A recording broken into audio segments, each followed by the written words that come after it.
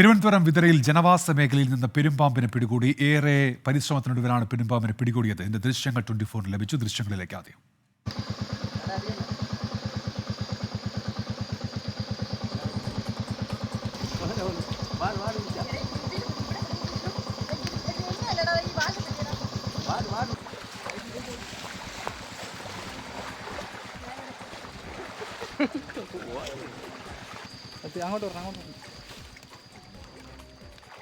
A V Jaishankar ഉണ്ട് വിവരങ്ങളുമായി. ജയശങ്കർ, ഇത് വനംവകുപ്പിന്റെ സംഘം തന്നെയാണല്ലോ, എന്തൊക്കെയാണ് വിവരങ്ങൾ ജയശങ്കർ?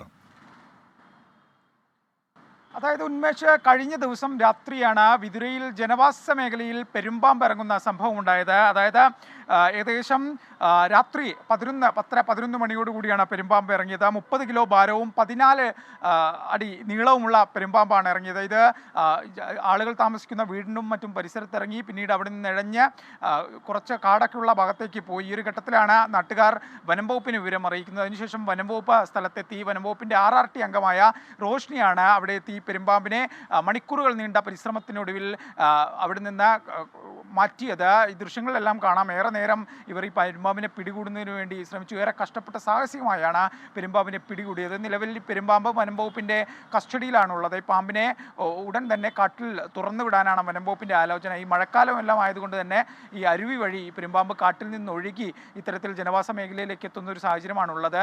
എന്തായാലും ജാഗ്രത പുലർത്തണമെന്നൊരു നിർദ്ദേശം വനംവകുപ്പ് നൽകിയിട്ടുണ്ട്. ഈ പാമ്പ് ജനവാസ മേഖലയിൽ എത്തി മറ്റു തരത്തിലുള്ള പ്രശ്നങ്ങളൊന്നും നിലവിൽ സൃഷ്ടിച്ചിട്ടില്ല.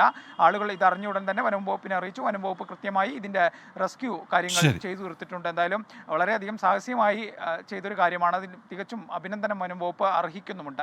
ശരി, എ വി ജയശങ്കർ വിവരങ്ങൾ നൽകുകയായിരുന്നു.